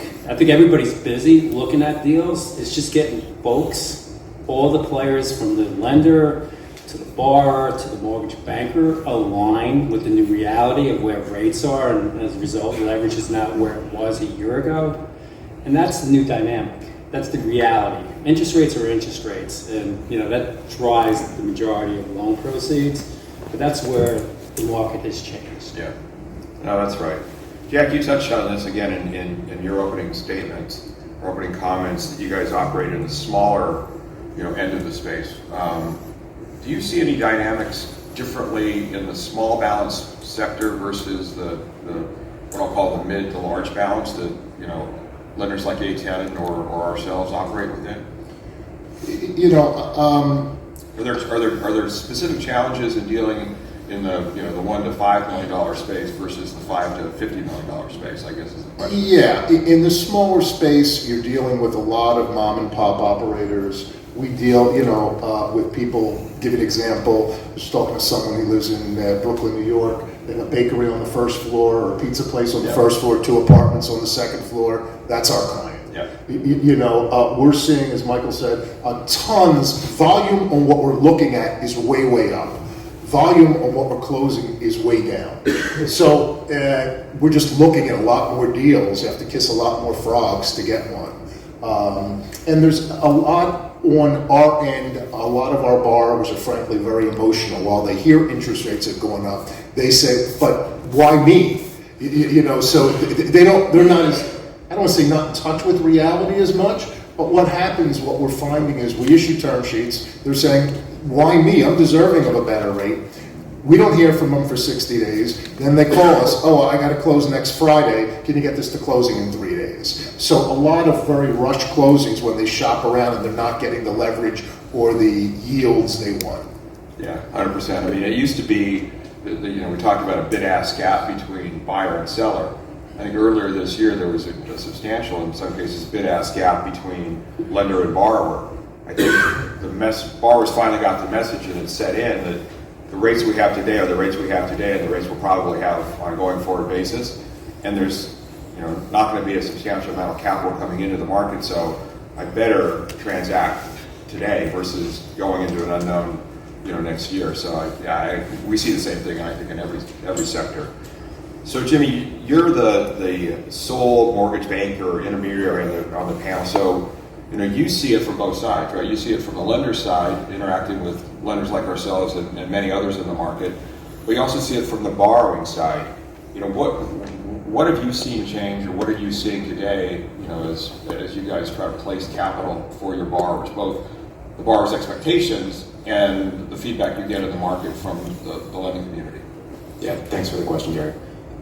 For starters, on the borrower side, as you mentioned, individuals are starting to come to Jesus in a sense and realizing that rates are really where they are, and rate locking at 4.5 is non-existent these days, and rate locking at 6.5 is actually a win. That is to tell borrowers that leverage isn't where it once was, as we are now in a coverage constrained underwriting environment. They're not able to actually achieve the max proceeds that they would like to achieve, and so internally they have to provide alternative structure from an equity perspective to meet the capital requirements they need to keep the assets. From a certainty of execution perspective, that is what I would say is the second most important thing for borrowers today. Must transact business is the number one business that we are working on JLL at this environment, and understanding a lender's capital structure, back leverage if there is an approval process is extremely important in today's environment, just to make sure that those deals that borrowers have in the market are getting done with individuals that can execute. Would you opine that it's probably as important to understand the loan that you're presenting to a lender as a lender's ability to actually close that loan? I mean, there's a lot of money out there, but to your point, certainty of execution is critical, especially in these compressed timeframes that we operate with in the bridge loan space. Yes, 100%. So what I would say is there's a lot of options in today's environment for lenders, and from a risk-adjusted perspective, lenders are looking for obviously the most risk-adjusted, most attractive risk-adjusted return, and so you have to go to market and provide financing alternatives that are interesting, because as everyone has mentioned, we are all very busy, we're all looking at a lot of deals, and being able to provide the best financing terms for lenders is of the utmost importance. Great, thank you. So Daniel, you're essentially the new kid on the block, as it were, not new per se, but one of the newer platforms. So clearly, you and your partners saw opportunity to come into the space, and probably opportunistically with the rate environment and the capital constrained environment. Did that thought process, come into play when you guys started the platform? Where did you see the opportunity to do it again? So when I got started in the business, I got started on the equity side at a family office. 2008 was prior to 2008, private lenders weren't a thing. It was, people went to community banks. About 25% of banking assets were held at small community banks. Now it's about 5% of banking assets are held at small community banks. So the consolidation of the banking industry has created this industry for us. And with the Silicon Valley, the increase in rates, the increased regulation, it's only increased the opportunity for private lenders to fill the gap. Candidly, I don't know why anybody invests in equity. I think the risk-adjusted return in what we do is far better. The likely losses are far less, and I'm getting equity-type returns while playing in a debt position. I'm just not willing to go play on the equity side, not unless you're a multi-generational real estate investor. If you have to make IRRs and you're counting on a cap rate being, sub where you bought it, I don't get it. I love this space. My investors love the space. They look at it, the way we pitch it is, we really explain to our investors, we are not a real estate investment, we are a fixed income alternative. If you want to make a coupon on your money and you're earning 4% at the bank, we'll pay you a much better rate of return, invest with us, and that's what we do. Our investors like it. The biggest challenge with it, from my perspective, is education. Because a lot of investors have never had exposure to private credit, and now we're educating family offices and investors about what we do. Yeah, it's interesting. We have the same thing, right? And we're raising capital two different ways. We're raising it through the broker-dealer, which is typically accredited, unaccredited investors, and they're, to your point, it's considered an alternative investment in their book. And then we're also raising capital institutionally, and it's absolutely considered an alt in institutional land. And their yield targets have gone up pretty dramatically over the last 12 months as we've been raising capital in that space. But you're right, this space 25 years ago it was private lenders. It wasn't, you didn't have the debt funds, and you didn't have the breadth and depth and amount of capital in the space that you do today. And look, I've been in this business. This is my 37th plus year, so clearly a glutton for punishment, right? And as I like to say, I'm seasoned, not old. I'm old. But I've seen a lot of cycles, and when you see a market contract like we're seeing now, like we've seen in the other financial downturns, the traditional lenders contract. Who fills that void? All of us in this table, right? The non-bank alternative lending space, private lending space, fills that void in the market. Yes, you're going to pay more, but at least there's capital to avail yourself of versus not being able to do your project. So thank you for your comments, guys. So let's jump into some more general questions, and we can blast through these or speak on them as long as you guys would like. According to the last information I have per MBA, transactional volume, investment sales volume is down about 68% year to date. Loan volume is down about 74%. I take that back, I've got them flipped. 74% investment sales, 68% loan volume. So clearly, there's less acquisitions for us to work on as lenders. So, we're looking at other deals. We're looking at refinances, we're looking at bridge to bridge, we're looking at recapitalizations, we're looking at a bunch of different structures.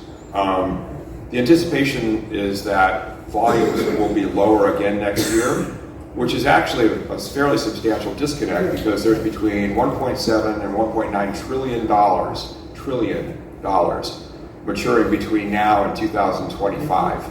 And a substantial amount of that is probably going to run into some problems being able to be refinanced.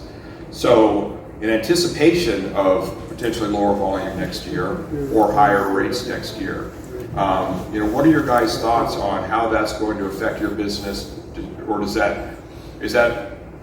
you going to utilize the saying, in adversity there's opportunity? I know that's the trend that I subscribe to, right? We think there's going to be a substantial amount of opportunity next year. We think there's going to be a substantial amount of opportunities to invest in good assets with good borrowers and good locations and make a above average return for our funds and our fund investors. What are your thoughts? What are you guys looking at next year relative to volume? The funnel gets wider and the bottom of the funnel gets narrower. You look at a lot more deals. Yep. The templated email that I sent, thank you for the opportunity, but has just become regular commonplace.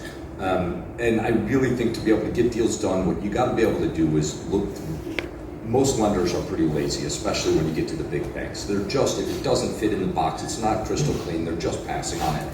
And so what you really got to do is you got to look through the weeds to see where there's the opportunity. You got to say, hey, do you have additional collateral? Does your mom want to pledge her house? Whatever it is, right? Look for something. Sure, that goes over well. Right, exactly. It convinces them to pay you back quickly. But you got to look at all of their portfolio and say, how can I make a deal work for them? Because there's opportunities. You just have to be more creative. But if you just want it to fit in the box, it's going to be really hard to find those deals when you got to pencil it out at an 8 cap. Yeah. Mike?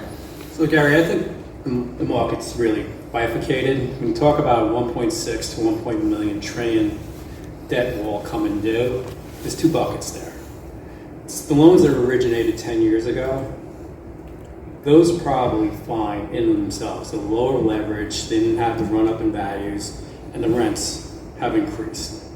The loans that are in trouble are the ones that have been originated within the last 3 to 5 years that were IO, fully leveraged, and syndicated transactions.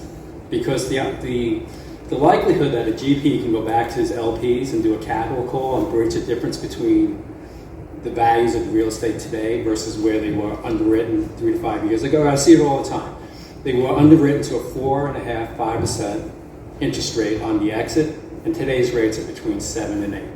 So the deals just don't pencil out. They're not bad deals. They're very good transactions. Quality of the assets are superb. Sponsors are good. Problem is that they got caught. So I think where the opportunity lies is that you're going to see some transactions there, be it note sales or properties being sold, because that's the only viable exit on those shorter term loans that were originated. So I think that's the opportunity. And A10 also has a permanent loan program, so as the more seasoned loans come due, we have the opportunity to participate there as well. I think as mortgage bankers, one of the questions that you should always ask your lender, which I haven't heard before here, but what's your source of capital? Are you a balance sheet lender? If you're a bridge lender, are you CLO dependent? That market's dead. That market's dead. So you might be talking to a lender that's looking for an outlet for your transaction because they don't have the ability to fund that. Jack? Yeah, I agree with everyone, but I'm very, very opportunistic for our shop. We're an opportunistic shop. We're a small shop who moves on a dime. As well, we don't have capital markets restraints. In other words, we're not selling our loans in capital markets. So my capital and us, we want to make money with our money. So we're looking at ways to provide rescue capital we buy distressed debt, note-on-note financing, buy out GPs, buy out LPs. We've had a few GPs call us and said, hey, I want to walk away. Will you just step in our shoes? So I think when there's turmoil in the market, and when it's not a smooth market, that's when I think there's the most opportunities. When it's an inefficient market, it's a fight to the bottom, and it becomes a tough market for us. So I think for us, it's tremendous. And we're seeing that. We're doing deals now that we wouldn't have been able to do 2 or 3 years ago. Credit tenant deals. We've done I don't want to say a ton, but for us a lot of credit tenant deals that they need to close because they're 1031 exchanges. The bank can't close them in time, so they're coming us to bridge loans. So all of a sudden we're doing Wendy's and all these Walgreens, these beautiful credit tenant deals that we wouldn't have done 2 and 3 years ago. So I'm super optimistic, and I think mortgage bankers should be optimistic, and I think investors should be optimistic. In every market, there's winners and losers. And even if you're a loser on certain deals, we are. No one gets away unscathed. But if you position yourself to pick up the opportunities, I think you'll be fine. Yeah, I think that's right.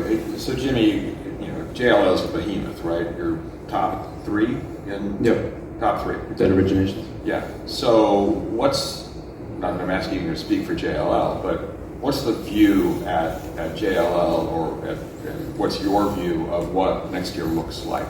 Yep. So I'll keep it to the bridge financing landscape specifically. Please. And what we see going into 24 and 25 is very similar to what Gary sees, which is a huge wall of pending maturities, 1.5 trillion in CRE debt coming due. And yes, some of that will be amended and extended and kicked down by existing lenders, call it the banking community. But those bankers are coming under even more pressure these days, comparing it to banks, regulatory environment coming out of the GFC, and those pressures will not allow them to amend and extend and continue kicking down the road these maturing loans, and those will become must-transact deals that will feed into the bridge financing space. So just simple economics, you're having more demand from a capital need perspective and less supply from a bank perspective pulling back, creating a right opportunity for bridge lenders to come into the space and take up the majority of the market share. Yeah, I think that's right. I mean, I think the other, we'll talk about this maybe a little bit later if we have time, is the whole rescue capital or white knight capital. There's a bunch of funds out there that are raising pref equity to, come in to, Jack, to your point, and take over assets or inject capital and take a position in those assets at a pretty reasonable basis. So I think that's something we can talk about as well. So I'm going to try to just kind of go through this stuff relatively quickly, and so we don't have to spend as much or little time as you guys want. So property types, right? Clearly, some property types are not in a very good shape today, depending on the market they're located in, right? I wouldn't want to be an owner of office or hospitality or retail in downtown San Francisco right now. Mm-hmm. But in other markets, those asset classes are doing fine. So, recognizing that there's some weak points and some strong ones. Any general thoughts, guys, and anybody can take this on, what asset classes you're interested in and what asset classes, are on the, don't even take to me list. For us, I think I'm assuming everybody agrees suburban office, there's no basis I want to be into it at. And then the key for us is looking at the liquidity of an asset. Is there transaction volume in that asset? Because we're not in the whole business. If we take something back, I need to know that there's a market to sell it. So we're looking often at CoStar saying, what's the comp volume? If I take it back, are multiple transactions. So a Class A multifamily building in a tertiary market, there just may not be a buyer for it if we don't take it back. So for us, it's about liquidity. Yeah. Anybody else? I was going to say, for us, we're a little different. We don't do land or new construction just because we don't understand it, or specialized things, nursing homes, bowling alley. But other than that, we're pretty flexible, and we're fine with office if it's at the right basis. We're in the middle of closing a deal now in a major city in the South, one of the, I think, the fourth or fifth biggest city in the country, and our basis is so low, the new buyer is going to be able to undercut the competition because he effectively didn't buy it on a cap rate, he bought it on what I call per pound rate, per square foot rate. So we are fine with most assets, but we're very focused on the demographics of where the location is. So we're looking at, frankly, the foreclosure laws and the demographics of the people. So we may underwrite a deal in one state totally different than we would do it in another location because of rising populations or decreasing populations, or frankly, much lender-unfriendly states as opposed to lender-friendly states. Yeah, makes sense. Mike? So generally, we do not lend for senior housing, assisted living, I should say, not senior housing. But similar to Jack, what we do, we geodates to us pricing and leverage. For example, office, I said before, it's almost like the golden needle in the haystack, not the needle, but the golden needle in the haystack. It has to check a lot of boxes, like new construction, bridge, construction to bridge, AA Class A office building, has some leasing velocity, low leverage, strong sponsors. But again, there's a lot of boxes to check there. But primarily right now, we're seeing a lot of retail, industrial, warehouse space. We'll do some mobile home parks as well as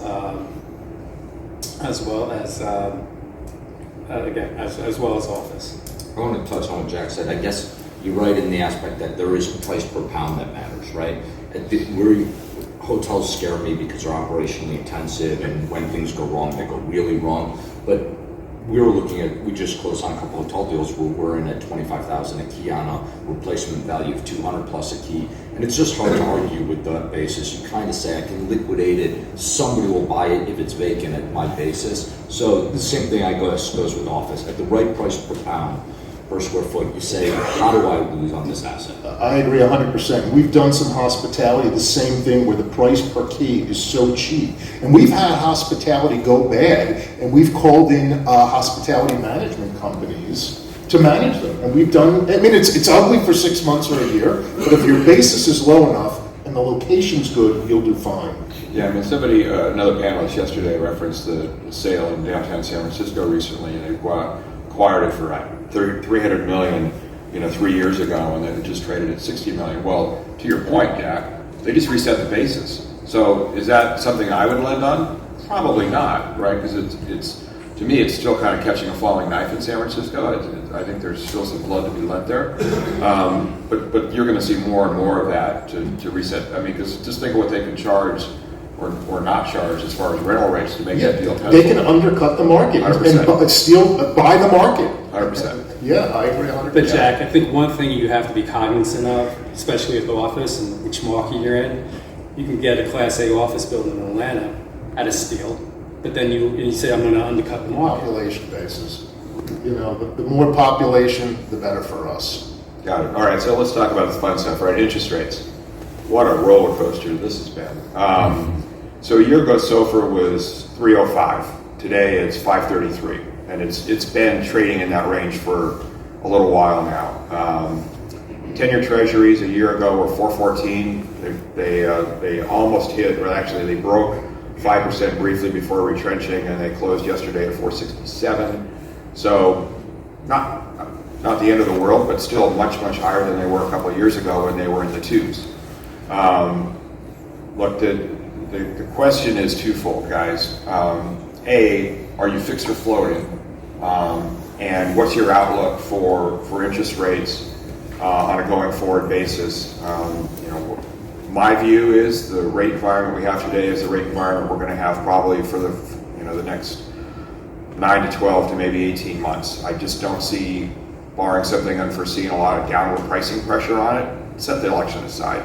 I don't think the Fed can lower rates given all the economic information that they have in front of them. And quite honestly, the run-up in treasuries, 10-year treasuries kind of did their work for them to a certain degree.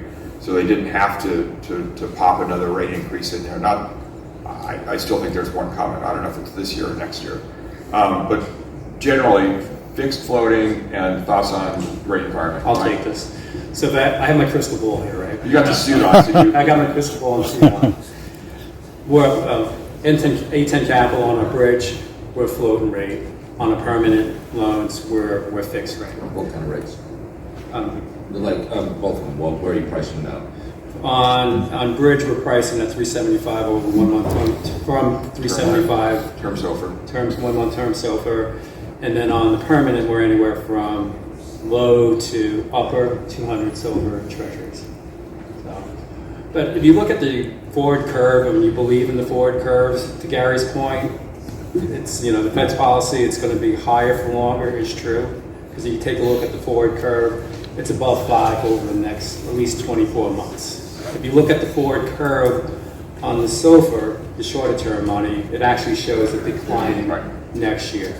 So shorter term money should become a little bit more cheaper, but longer term money is going to be stable. I think the Fed's policy, higher for longer, is going to be with us for some time.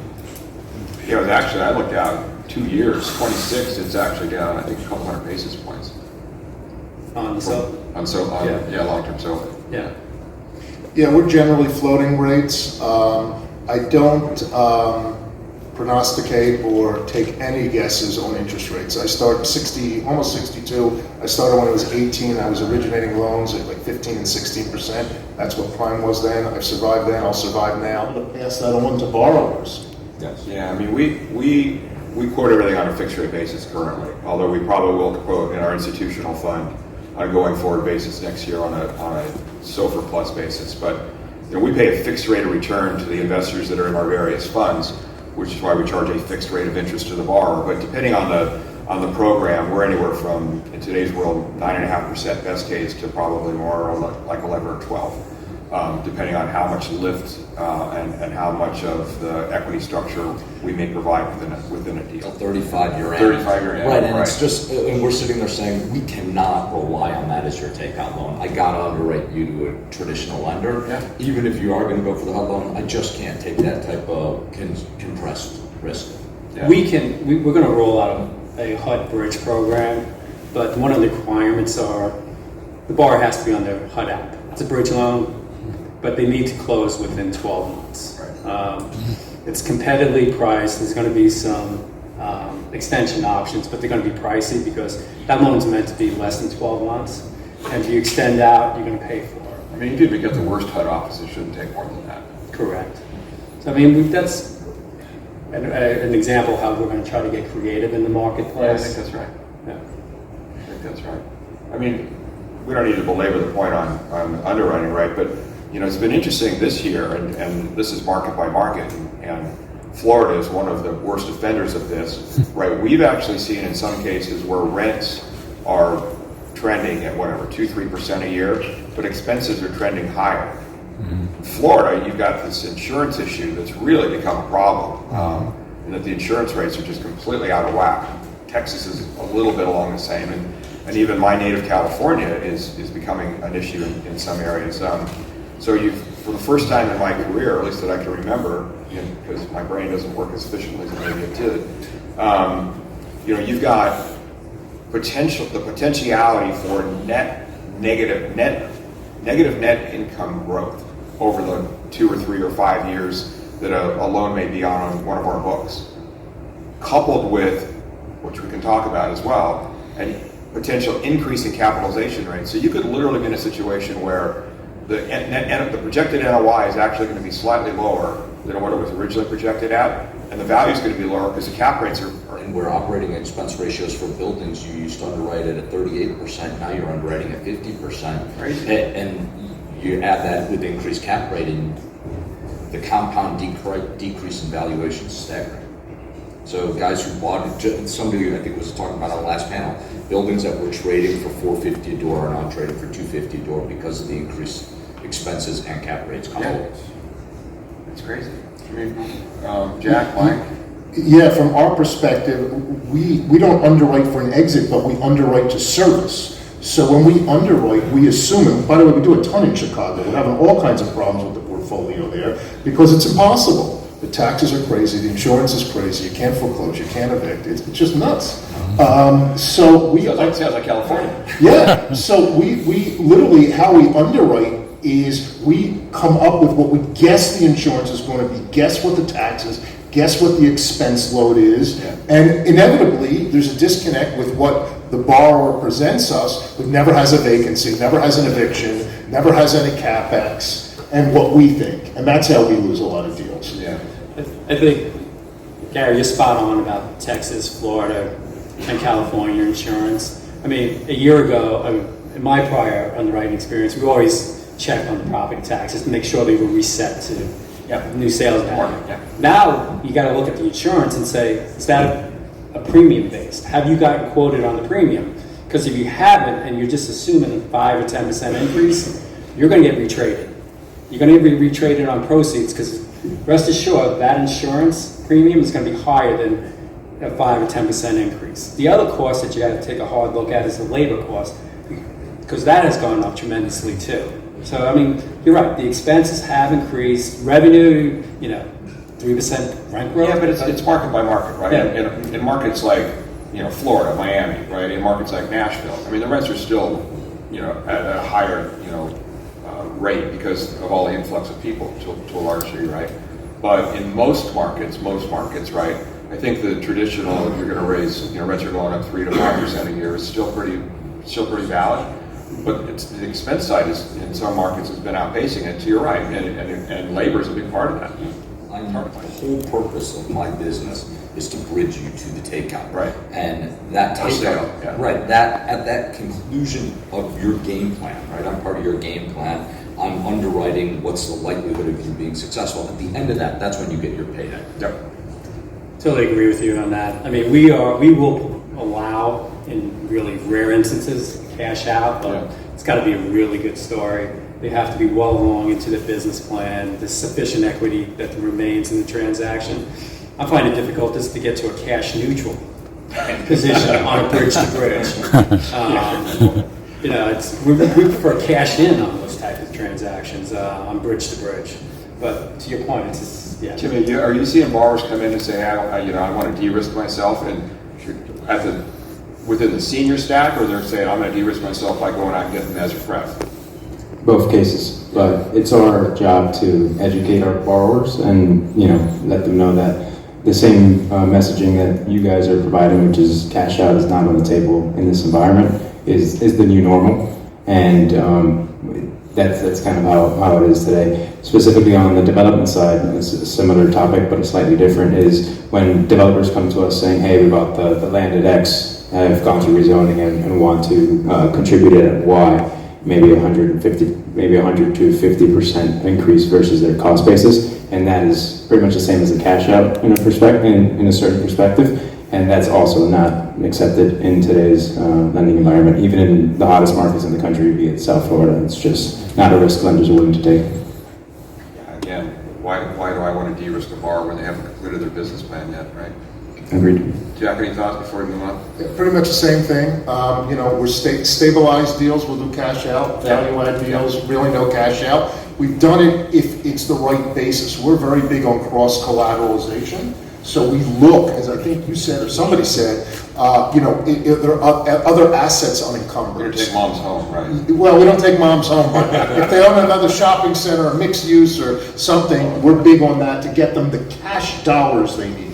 So a lot of the deals we do are, let's say, a 50 LTV in our eyes, but maybe 100% LTV in the borrower's eyes, because there's other CRE that we can collateralize. Interesting.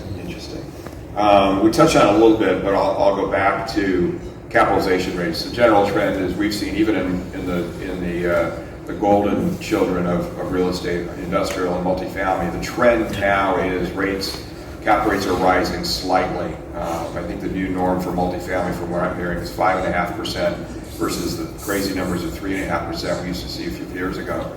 And industrial started to trend up. A massive disconnect between real estate pricing and where it should be. I think that sellers haven't adjusted to the new norm, and buyers are still sitting, especially other people's money buyers, are sitting on other people's money that they need to put to work today.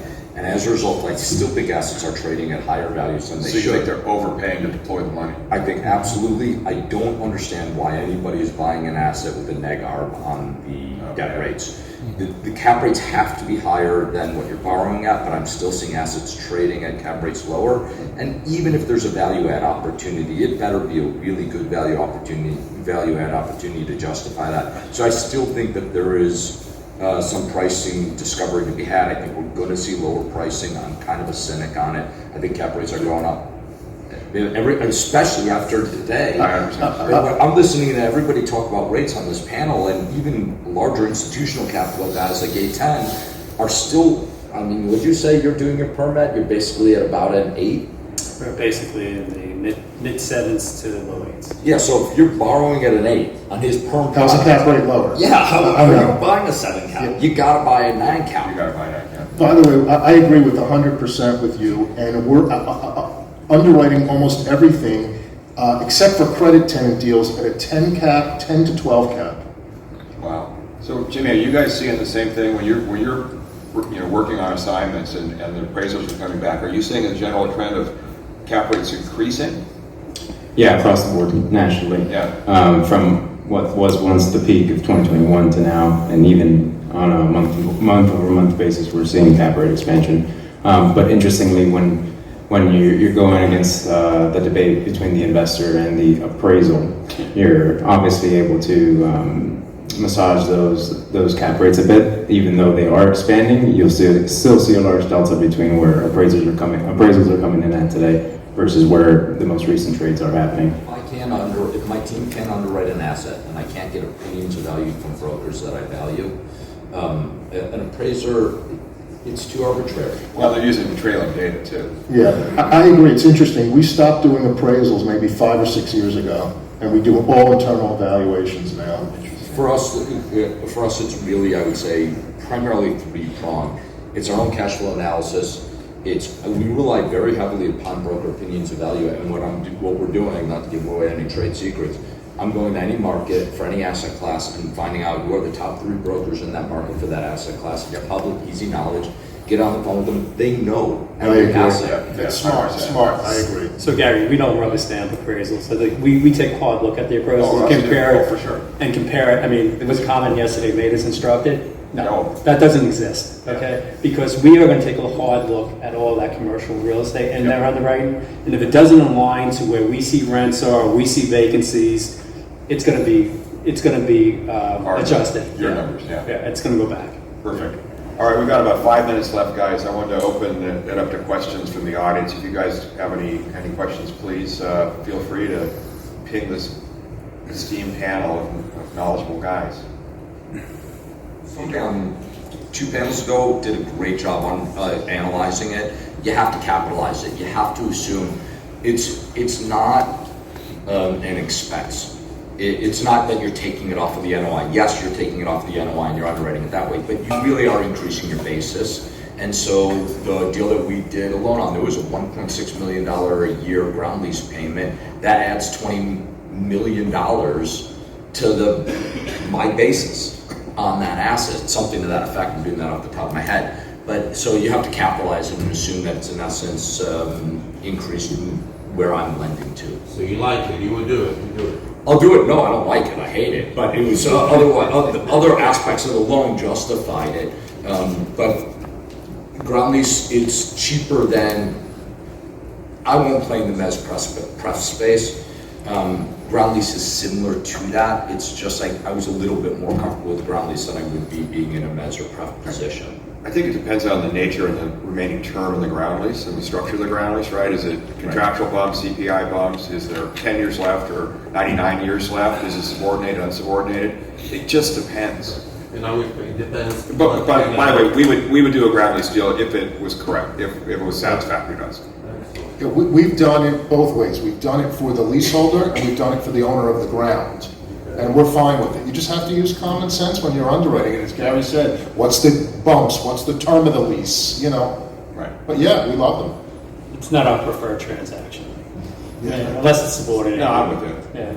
But we had his mother's house also, so that right? No, but as an example, let's say if you have $100 million asset in a leasehold interest.